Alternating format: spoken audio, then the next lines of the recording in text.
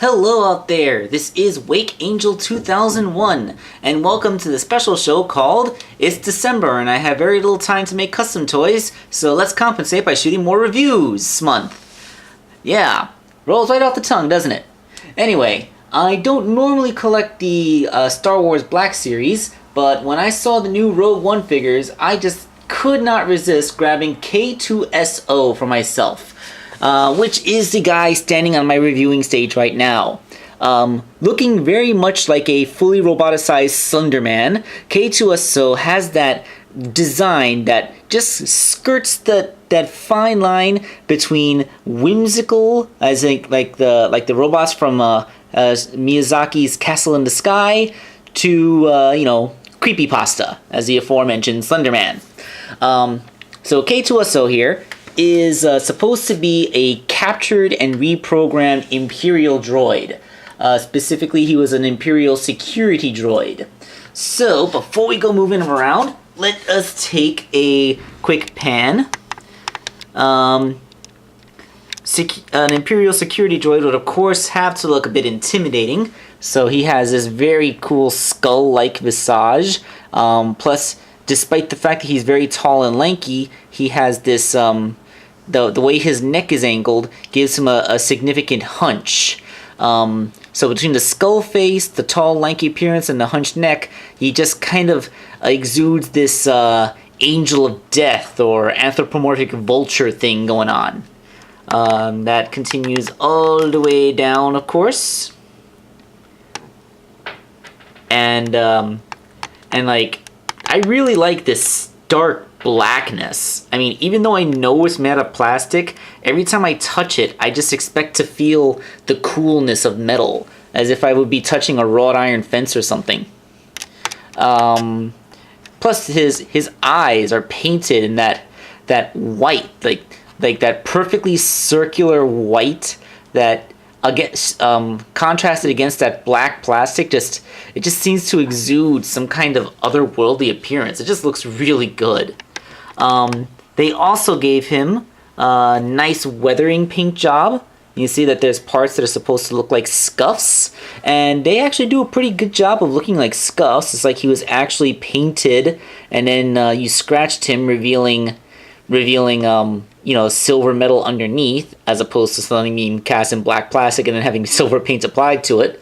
And it's all pretty crisp and smooth, and the parts where it isn't crisp and smooth kind of look like they were intentionally not made crisp and smooth. And this motif goes all the way down his body, especially making it especially prevalent around his joints, like around his hips, where you would expect to see more paint chipping. Like, this actually kind of looks like the frustrations I had to deal with when I make my custom figures. It's actually quite the joy, especially around his ankles and feet, because that's where you would expect the most wear to be. So this actually has the look of a well-worn robot. Again, remind me of that Castle in the Sky thing. Let's get a quick look down his back, because they did not skip the details on any part of him. And I love how, despite the minimal paint apps, what's there is really good. I always love when they paint the back, because sometimes Hasbro will cheat, and like, just since you only see the front of a figure in a box, they often cheat and don't put anything on the back. Some of Bandai's 5-inch Megazord figures are very guilty of this, but even Transformers have been known to do that. So I really like how they actually go that extra mile and make sure the back of the figure looks as good as the front. There we go. And also, they use translucent plastic to make the pins in his joints. I'm guessing that has something to do with how the robot's going to look in the movie. Haven't seen it yet, because it isn't out, but yeah, I bet that'll look cool. Alright, so now let's talk about K-2SO's articulation. He has a ball-jointed head, which can allow him to look down. I imagine you have to do that quite often. And then he has a second ball joint at the base, so he can look straight down if he has to. Pretty cool. And since it's ball jointed, it can go in any direction for inquisitive tilt, or if he just wants to rock out in the back of a car. What is love? Baby, don't hurt me. Don't hurt me no more. it looks at first glance like his shoulders would be impeded by the way that they're sculpted, but they're actually rather ingeniously put on these big universal joints with all that round detailing so they still look mechanical, and you get a full range out of them. So that's actually very lovely. So great range. He can't quite do a tree pose, but you know, like he's a robot. He only needs to be as flexible as he has to be. He has a pretty short forearm, although I guess proportionally it would be as long as a forearm should be. The bicep part of his arm is short, and he has a really long forearm. He has an elbow joint that gets a full 90-degree bend and has a swivel there. Then he has a swivel below that joint as well, which isn't really necessary because then he has another swivel at the wrist. That makes this spinning meat. Well, you would call it spinning meat on an action figure of a person, human, but on a robot, it's an extraneous joint. I guess in the real world, if anything were to seize up his wrist, he has a backup wrist here. And speaking of wrist, it swivels, and there is a hinge allowing it to go with a full 180-degree range. If you want him to look like a dinosaur. Now, he has a really, really good torso ab joint. It can tilt that far. Again, for robot dance moves. It can tilt that far. It can go back. Look at that. And look, when you fold it back, you reveal more detailing, which is cool. It can crunch forward. No, not as much as it goes back. And it rotates, serving as his waist joint as well. This is awesome. The legs, they have a little bit of V-cut crotch problem, you know, where making them go forward makes it also go out, but not as bad as you'd think, because there is a ball joint in there with a decent amount of range. The leg goes that far out. He won't be doing the splits anytime soon, but he can at least pull off a convincing kneel. In fact, thanks to the really lanky arms, this dude can actually pull off a pretty darn convincing 3-point landing. Yeah, look at that. That's awesome. And as you can see, yes, he has a 90-degree knee with a swivel there and a second swivel underneath it. And then the ankle does not swivel. So this is not a redundant joint. This is where his ankle rotation is, which is at the boot cut. Then he has, the hinge there in the ankle, and he has an ankle rocker. Although for some weird reason, this is the only joint that has detents. You can kind of force it to be in between, but it feels like it's trying to friction itself from this point to this point to this point.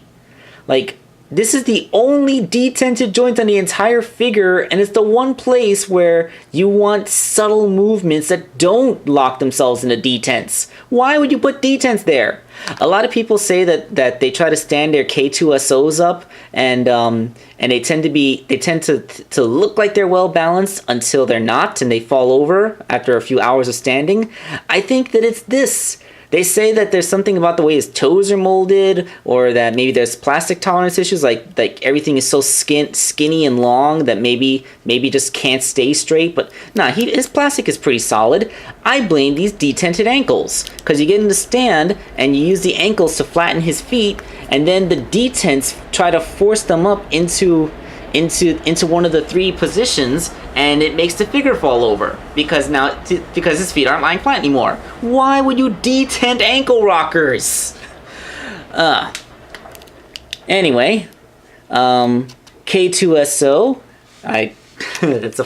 it's kind of a fun name to say, and he is a really fun figure. Even if you don't really collect all kinds of Star Wars stuff, he can still look really cool as just a general robot toy. Like I said, he has that look, like a cross between a robot from Miyazaki's Castle in the Sky or to like a Slender Man. So you can kind of like put this in the background of a display like he's supposed to be some kind of creepypasta on your own toy shelf. Or you can just kind of have him be be a cool sci-fi bro in your collection, even if you don't have a regular Star Wars shelf. Or, if you are uniquely me, you can take your homemade atomic robo-robot and stand them next to each other like they're supposed to be some kind of robot comedy duo. like Slim and the Fat Guy, or Stocky and Lanky. They're Stocky and Lanky, the robot fighting buddies. I don't know. When this was a big influence in me getting this toy, because I just knew that good old Lanky Larry here would just make such a great contrast to Atomic Robo, and I feel like they could just be such great bros. Yep. Okay. Well, that's so much for unofficial comparisons. Let's get in my other Star Wars figure to see how he matches in with other things. So, as you know, Ahsoka Tano is my only other 6-inch Star Wars Black Series figure. Well, 6-inch scale. If she's supposed to represent the height of an average person in the Star Wars universe, at least an average woman's height, then K-2SO truly is a very, very tall individual. This guy would probably be as tall as taller than a basketball player in the Star Wars universe. He is huge and massive. And that's just another element of his design that just makes him so appealing. It's just like a figure this tall just isn't all that common in this scale. Like he is a big guy, and that's what makes this great appeal for a collector line, because there are a lot of franchises like say Playmates Teenage Mutant Ninja Turtles toys where they don't really give a crap about scaling the characters to each other, so you end up with like Leatherhead being shorter than Michelangelo, or Spider Bites that's nowhere near as physically imposing as he really should be. But in this line, when a character is supposed to be tall, they freaking make him tall. So yeah, all the kudos. Like he scales great, he looks great, he poses great, he actually stands great. I've actually not had him tip over the entire time I was reviewing him, and yeah, he's just wonderful. I could easily recommend K-2SO to any science fiction-y action figure fan, whether you particularly like Star Wars, the Black Star Wars or not, or even if you're only a casual collector of the Black Series at all. He's a figure to get. If the character in the movie is anywhere near as good as the toy is, then we're probably going to be in for a pretty good treat when that movie comes out in a couple weeks. So this is Wakeangel2K1, and I'm signing off. Get this figure.